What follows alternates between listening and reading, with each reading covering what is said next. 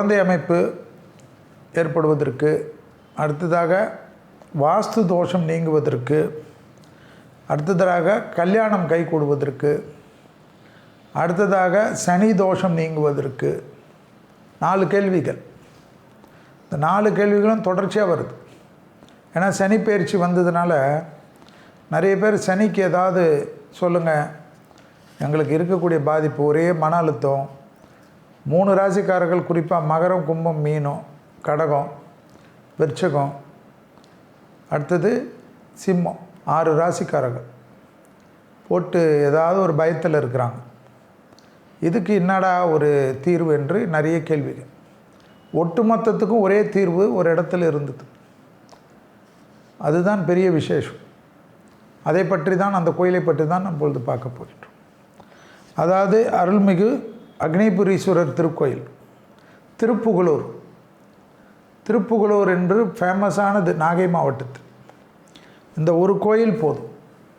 மூலவர் அக்னிபுரீஸ்வரர். அவருக்கு இன்னொரு பேர் இருக்குது, ஆனால் நீங்கள் அக்னிபுரீஸ்வரரே ஞாபகத்தில் வச்சுக்கு. அம்மன் வந்து கருந்தாழ குளிலி, தலவிருட்சம் வந்து புன்னை மரம். அப்பர் சுந்தர் திருஞான சம்பந்தர் தேவாரம் பாடல் பெற்ற ஒரு அற்புதமான ஸ்தலம். சுயம்பு மூர்த்தியாக அருள்பாலிக்கிறார் மூலவர்.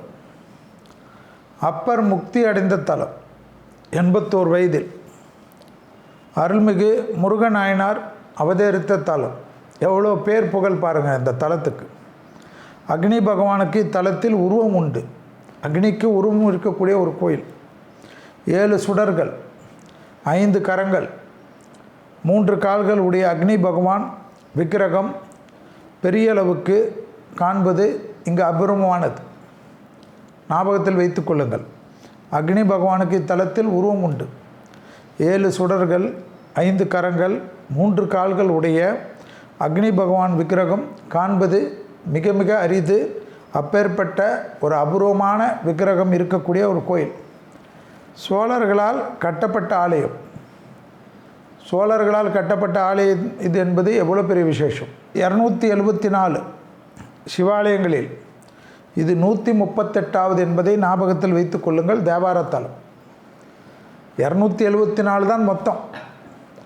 அதில் வந்து பிரசித்தி பெற்ற கோயில்கள் தான் நம்ம பேசுகிறோம் சிவாலயங்களில். அதாவது மன்னர்களால் கட்டப்பட்டது, காலகாலமாக இருக்கக்கூடிய கோயில்கள். அதில் 138வது ஆலயம். இந்த தல விநாயகர் தான் பிரசித்தி. இத்தல விநாயகர் ஞான விநாயகர். ஸோ ஞான விநாயகர் வந்தாவே அது கேது தோஷத்தை போக்கும். கன்னி ராசிக்காரர்களுக்கு இப்போ கேது இருப்பதனால், ஜாதகத்தில் கேது இருப்பவர்கள்லாம் இந்த கோயிலுக்கு போடும். அஸ்வினி மகம் மூல நட்சத்திரக்காரர்களும் இந்த கோயிலில் போய் ஞான விநாயகரை பார்க்க வேண்டும். இந்த ஞான விநாயகர் அவ்வளோ விசேஷம் என்ற திருநாமத்துடன் உள்ள ஒரு அற்புதமான கோயில். இத்தல இறைவனை வணங்கினால் வீடு, சிறந்த வாழ்க்கை துணை, நல்ல குழந்தைகள் என அனைத்தும் சௌபாக்கியங்களும் கிடைக்கக்கூடிய இடம். எல்லாவற்றுக்கும் அதுதான் முக்கியம். எது இம்பார்ட்டன்ட் நம்ம கஷ்டப்படுறோமோ அதெல்லாம் கிடைக்கக்கூடிய இடம். சரி, புது வீடு வாஸ்துன்றாங்களே, என்ன அர்த்தம்? புது வீடு கட்டுபவர்கள் இந்த கோயிலில் வந்து 3 செங்கலை கொண்டு வந்து பூஜிக்கணும். குருக்கள் கிட்ட கொடுத்தா பூஜித்து தருவார்.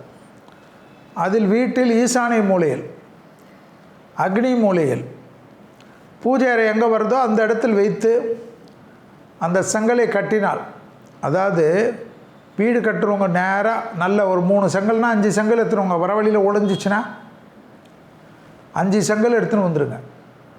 என்னை பொறுத்தவரைக்கும் 5, 7 ஒத்தப்படையில் எடுத்துருவாங்க. எடுத்துன்னு வந்து அந்த கோயிலில் குருக்கள்கிட்ட கொடுத்தா அவர் பூஜைத்து தருவார். ஒன்று ஈசானியத்தில் வைங்க, அது வந்து சிறந்த அமைப்பு. அக்னி மூலையில் ஒன்று வைங்க, முடிஞ்சால் தென்மேற்கு மூலையில் கூட வைங்க, இல்லைன்னா 4 மூலையிலே வச்சுருங்க. பூஜை அறை வைக்கிற இடத்துல வைங்க. நம்ம இஷ்டம்தான், நம்ம மனசு தான். இப்படி தான் இருக்கணும்னு கிடையாது. அப்பேற்பட்ட ஒரு இடம் அது திருப்புகலூர் அருள்மிகு அக்னிபுரீஸ்வரர் திருக்கோயில். வாஸ்துக்கு அவ்வளோ பிரசித்தம்.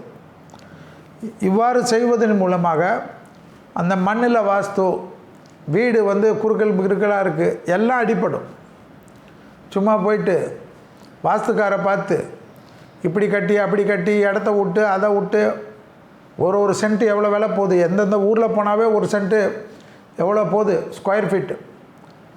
இப்போல்லாம் ஸ்கொயர் ஃபீட்டு 2000 ரூபாய் கம்மியே எங்கேயும் இல்லை. சிட்டியெல்லாம் பார்த்திங்கன்னா லட்சத்தில் போகுது. ஸோ இந்த கல்லை வாங்கின்னு வந்து வச்சு கட்டிடுங்க. அது எந்த வாஸ்து வந்தாலும் அடிபட்டுரும்.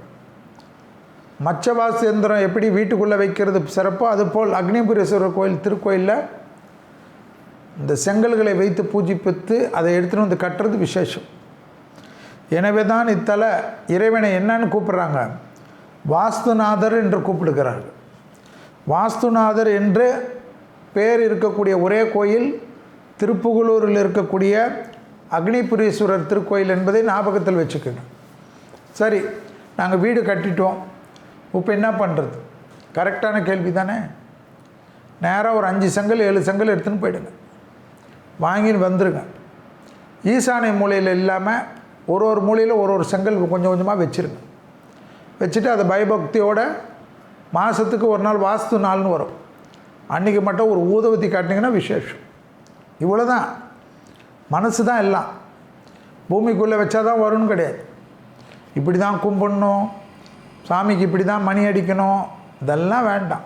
உங்கள் மனசு, மனமே ஒரு கோயில் என்கிறார். ஸோ அதுக்கேற்ற மாதிரி பார்த்துக்கணும். அதோட ஒரு விஷயம், கர்ப்பஸ்திரீகளுக்கு சுகப்பிரசவமாக தலத்து அம்மனுக்கு கருந்தாள குழலின்னு ஒரு அம்மன் பேர், சூலிகா அம்பாள் என்ற இன்னொரு பேர் உண்டு.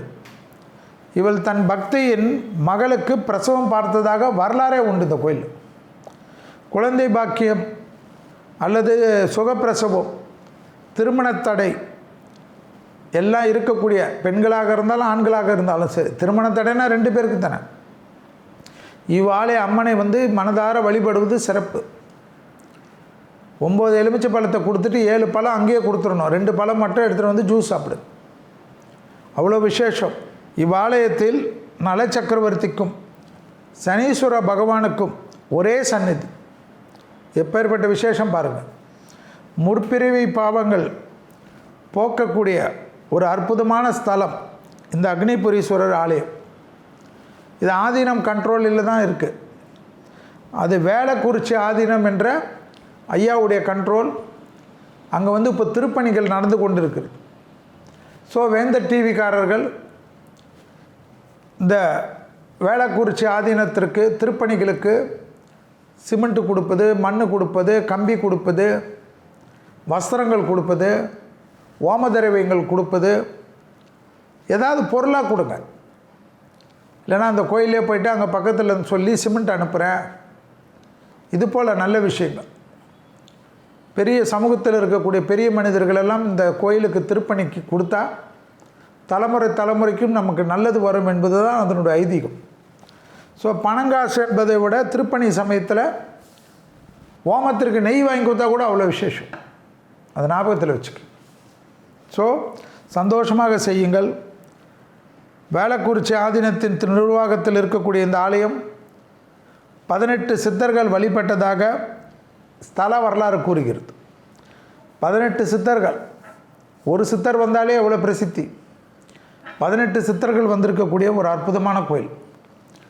கடந்த காலம், நிகழ்காலம், எதிர்காலம் என முக்காலத்திற்கும் உரிய அற்புதமான ஒரு கோயில்.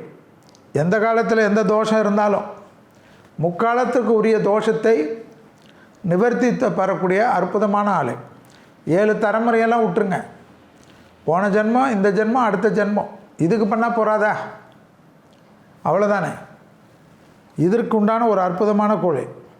எனவே தான் பூதேஸ்வரர், வர்த்தமானேஸ்வரர், பவிஷேஸ்வரர் ஆகிய மூவருக்கும் தனித்தனி சந்நிதிகளில் அருள்பாலிக்கிறார்கள். அதாவது கடந்த காலம், நிகழ்காலம், எதிர்காலத்தை நிர்ணயிக்கக்கூடியவர்கள். இவர்களை வணங்கினால் பித்ருதோஷத்தை கூட நீக்கலாம் என்பது ஸ்தல வரலாறு. போய் பாருங்கள். கோயில் தானே சொல்கிறேன், என்னை வணங்கினா தானே தப்புன்னு சொல்கிறேன். கோயிலுக்கு போய் சந்தோஷமாக வணங்குங்க. இது போல் எல்லா கோயிலுக்கும் பொறுமையாக போங்க.